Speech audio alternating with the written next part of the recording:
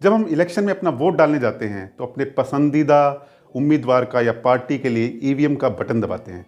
दोस्तों, क्या आपने सोचा है कभी कि अगर ये वोट हमारा रजिस्टर ही ना हो, इसकी क्या गारंटी है कि ये वोट हमारा काउंट किया जाएगा? दोस्तों, ये गारंटी एक सेंट्रलाइज एजेंसी लेती है जिसका नाम है इलेक्शन कमीशन। दोस्तों, इलेक्शन कमीशन पर हमें आंख बंद करके विश्वास करना पड़ता है ताकि वो अपना काम अच्छे से कर पाए और हमारा जो वोट है वो काउंट हो पाए।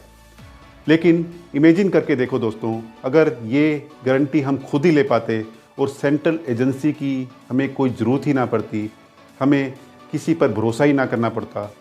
दोस्तों, ये हम खुद से वेरीफाई कर लेते कि हमारा वोट काउंट हो गया है। दोस्तों, ये चीज़ पॉसिबल है एक टेक्नोलॉजी के द्वारा जिसका नाम है ब्लॉकचेन। दोस्तों, कहा जाता है कि इस टेक्निक के आने से पूरी वोटिंग सिस्टम में रेवोल्यूशनरी चेंज आ जाएगा। दोस्तों, ये काम कैसे करता है, इस पर काम कैसे होता है, इस वीडियो में हम जानेंगे डिटेल में ब्लॉकचेन के बारे में। दोस्तों, अगर अभी तक आपने सब्सक्राइब नहीं किया तो प्लीज़ सब्सक्राइब माई चैनल, क्योंकि ऐसे वीडियोज़ मैं आपके लिए लाता रहता हूँ। ब्लॉकचेन होता क्या है? सबसे बड़ा सवाल। ब्लॉकचेन एक जरिया है इन्फॉर्मेशन को सेव करने का। इसमें हमारी इन्फॉर्मेशन, हमारा डाटा सेव होता है, वो भी डिसेंट्रलाइज तरीके से। दोस्तों, ये डिसेंट्रलाइजेशन है क्या? डिसेंट्रलाइजेशन में होता क्या है कि कोई भी सेंट्रल अथॉरिटी या कंट्रोल नहीं होता डाटा के ऊपर। दोस्तों, इसमें पूरा का पूरा एक नेटवर्क होता है जिसमें कि सारे कंप्यूटर मिलकर डाटा को मैनेज करते हैं और इन कंप्यूटर्स को नोड कहा जाता है। दोस्तों, अगर मैं आरबीआई का एग्जांपल लूँ तो रिजर्व बैंक ऑफ इंडिया, दोस्तों, ये मैनेज करती है इसकी जो सेंट्रल एजेंसी है, ये हमारी इंडियन करेंसी को कंट्रोल करती है।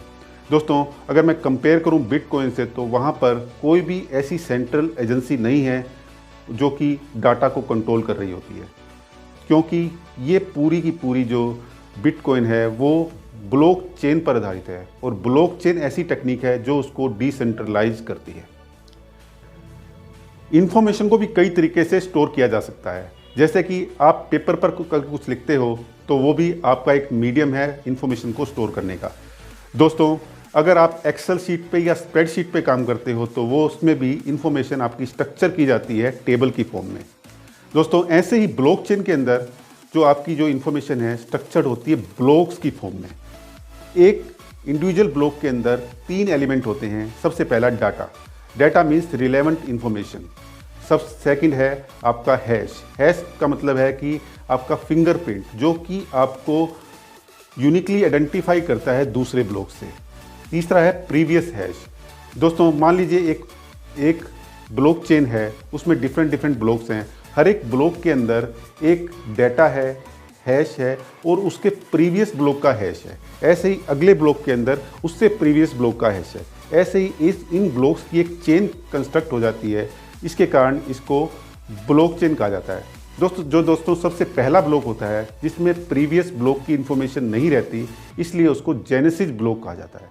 दोस्तों, इस ब्लॉकचेन टेक्नोलॉजी में हमें हिस्ट्री को ट्रैक करना बहुत ईजी हो जाता है। हम किसी इन्फॉर्मेशन को अच्छे से ट्रैक कर पाते हैं और इसमें छेड़खानी, डाटा के साथ जो छेड़खानी होती है वो भी ना के बराबर होती है। दोस्तों, जैसे कि अगर हैकर इस ब्लॉकचेन में डाटा को टेम्पर्ड करने की कोशिश करता है तो उससे उस पर्टिकुलर ब्लॉक का हैश चेंज हो जाता है और इस पर्टिकुलर हैश चेंज होने से उससे अगले वाले ब्लॉक का भी हैश चेंज हो जाएगा, उससे अगले वाले ब्लॉक का भी हैश चेंज हो जाएगा, जिससे कि पूरी चेन डिस्ट्रक्ट हो जाती है, ख़राब हो जाती है। दोस्तों, इस तरीके से उस ब्लॉकचेन में टेम्पर्ड करना नेक्स्ट टू इम्पॉसिबल है। कुछ इन्फॉर्मेशन हैक करनी है तो आपके सारे के सारे ब्लॉक्स में आपको टेम्पर्ड करना होगा। अगर मैं बिटकॉइन का एग्जांपल लूँ तो एक ब्लॉक का डाटा चेंज करने में 10 मिनट लगते हैं। पूरे 1 करोड़ ब्लॉक्स हैं और उनका डाटा चेंज करने में हमें 200 साल लग रहे होंगे। दोस्तों, इस टाइम वाली चीज़ को हम वर्क ऑफ प्रूफ के कंसेप्ट से समझ सकते हैं। इसमें आपको प्रूफ करना होगा कि आपने कम से कम 10 मिनट तक अपना टाइम लगाया है ब्लॉक को चेंज करने के लिए।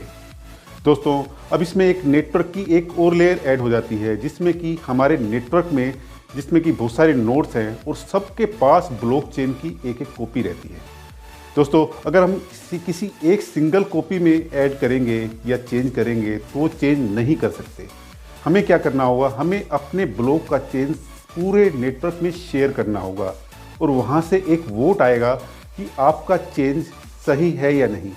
अगर आपका चेंज मेजॉरिटी ऑफ वोट्स इसमें आता है कि आपका चेंज सही नहीं है, इसका मतलब ये है कि आप डाटा में टैम्पर करने की कोशिश कर रहे हो और आपका चेंज रिजेक्ट हो जाएगा। तो दोस्तों इस प्रकार के वोटिंग मैकेनिज्म को कंसेंसस रूल कहा जाता है। दोस्तों अगर अब आपको कुछ भी ब्लॉक चेन के अंदर ऐड करना है तो आपको सबसे पहले तो 10 मिनट तक काम करना होगा, फिर उसको अब उस ब्लॉक को अपने नेटवर्क में शेयर करना होगा। उसके बाद अगर मेजॉरिटी ऑफ वोट्स ये बोलता है कि आपका चेंज सही है, तभी ही आपका चेंज उस ब्लॉक पे लिखा जाएगा। दोस्तों इससे हैक करना और भी ज़्यादा टफ हो जाएगा, क्योंकि सबसे पहले तो हैक करने के लिए आपको बहुत सारा अपना टाइम देना होगा और उसके बाद आपको 50% कम से कम जो मशीन्स हैं, जो नोड्स हैं, उसको ऑन करना होगा, जो कि नेक्स्ट टू इम्पॉसिबल है। दोस्तों इसलिए कहा जाता है कि डाटा के साथ छेड़छाड़ करना ब्लॉकचेन के अंदर इम्पॉसिबल है। दोस्तों अब हम देख लेते हैं कि इस ब्लॉकचेन टेक्नोलॉजी का उपयोग हम किस किस डोमेन में कर सकते हैं और किया जा रहा है।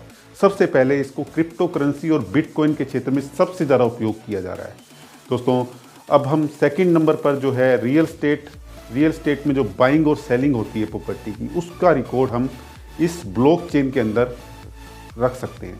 दोस्तों कई बार हम देखते हैं कि एक ही प्रॉपर्टी के 2 या 2 से अधिक दावेदार बन जाते हैं, 2 या 2 से अधिक लोगों के नाम सेम प्रॉपर्टी रजिस्टर हो जाती है, फ्रॉड होता है लोगों के साथ। इससे हम इस चीज़ से हम बच पाएंगे।